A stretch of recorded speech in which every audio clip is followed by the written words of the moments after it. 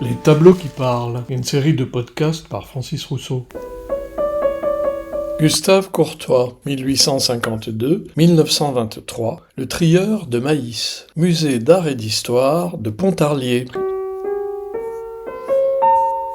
Rien ne prédestinait vraiment Gustave Courtois, fils d'un garçon charcutier et d'une blanchisseuse, à devenir artiste peintre. À ceci près que sa mère, qui lui était totalement dévouée, remarqua très vite l'intérêt pour l'art que le jeune Gustave développa dès qu'il fut scolarisé au lycée de Vesoul. Et en femme intelligente, elle le poussa dans cette voie, selon l'expression consacrée, préférant que son fils peigne des petites culottes plutôt que de les nettoyer. Maman, j'aime pas ça. Donc, entré en 1869 à l'école des Beaux-Arts de Paris, Gustave devint l'ami très proche de Pascal d'Agnan-Bouvray, avec lequel il partagea longtemps son atelier. Et comme Paris le qualifia de peintre provincial, eh bien, il s'en retourna dans sa province, et dans d'autres d'ailleurs, où il fit merveille.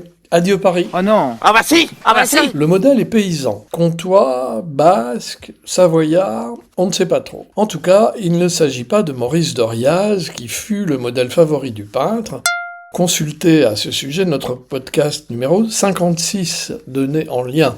L'homme que l'on voit ici est un trieur de maïs. Il représente un de ces métiers qui n'existent plus aujourd'hui pour avoir été confié à des machines beaucoup plus efficaces. On peut comprendre pourquoi. Ben oui, si chaque trieur regardait d'un air aussi songeur chaque épi avant de l'espater, c'est le terme, la productivité devait en prendre un sacré coup. Bon, alors, un vilain petit boutique, ça, hein? Ce n'est pas seulement ce petit métier qui a disparu, mais le terme d'espater lui-même qui n'est plus guère utilisé. On disait même exactement espater la tige. Non. Cela signifiait effeuiller l'épi de maïs. Autrefois, cette activité d'effeuillage ou d'espatage réunissait des familles entières, voire tout un village selon les régions. Oh mon Dieu. Et pendant que l'on effeuillait, il n'était pas rare que l'on chante, échange des regards, et ainsi de suite. On retrouve encore cette activité aujourd'hui sous forme de rite folklorique qui est dommage à la tradition, qui peut réunir certains villages autour d'une soirée crêpes, loto, châtaigne grillée ou vin chaud, car il est bien connu que c'est une activité qui demande une forte dépense d'énergie. Mais attention, faut pas se laisser prendre par derrière non non, plus. soignez-vous, Attention. Puisque cela a toujours été une activité de groupe, la question est de savoir pourquoi, dans ce tableau de Gustave Courtois, le trieur de maïs est seul. Oui, pourquoi? Est-il dépressif? Peut-être. En tout cas, sa braguette à moitié ouverte laisse supposer que ce serait un dépressif plutôt détendu. Non, mais faut que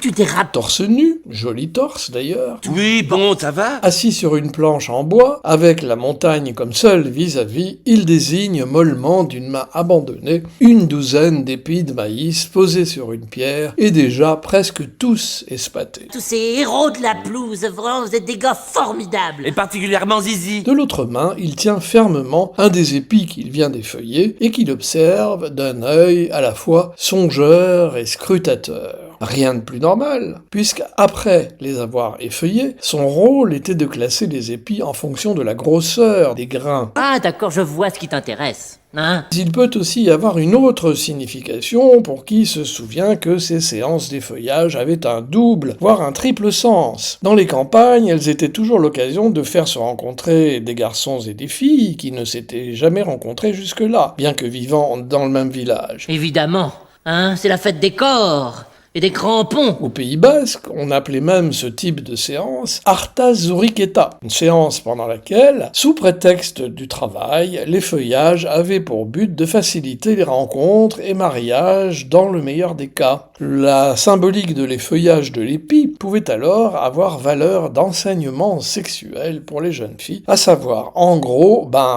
de quoi était fait leur futur mari. C'est-à-dire un épi plus ou moins gros à effeuiller avec plein de petites graines à l'intérieur. Voilà. J'ai retrouvé le grain perdu. Un seul grain. Bon, il n'y avait pas que cela, certes, mais étant donné la façon dont ces demoiselles étaient préparées à cette cérémonie, cela laisse peu de doute. Mais là encore, pourquoi n'y a-t-il pas une jeune fille près de ce beau jeune homme qui observe son bel épi avec un air si songeur? Oui, Pourquoi? Et aussi, pourquoi sommes-nous en plein milieu de la journée, alors que ce type d'activité avait plutôt lieu le soir, à l'intérieur, à la veillée, devant un bon feu de cheminée, avant d'aller au lit? Oui, pourquoi? Là est la porte qu'on t'a donnée à ouvrir. Eh bien, parce que, selon toute évidence, cette séance d'effeuillage n'est pas comme les autres. Son but n'est pas matrimonial. Le garçon en question, qui est ce que l'on appelait un rosier, terme qui a aussi disparu, comme espaté, pour désigner un jeune vierge célibataire, n'a visiblement pas trouvé l'âme sœur au cours de son artazuriketa, d'où son air sévère et songeur à l'observation de son épi. C'est ainsi que le poisson se croit plus sage que le pêcheur. Certains ont voulu y voir une transposition de l'inquiétude, peut-être autobiographique, de Gustave Courtois lui-même, du genre « Mais qu'est-ce qu'on va bien pouvoir faire de toi? Vais-je me retrouver ainsi seul à effeuiller mon épi jusqu'à la fin de mes jours? Mais non, allez, ne soyez pas pessimiste, jeune homme. Vous allez trouver l'âme sœur, un beau jeune homme comme vous, pour apprécier ce bel épi à sa juste valeur. Grosse bise, mémé, on est avec toi.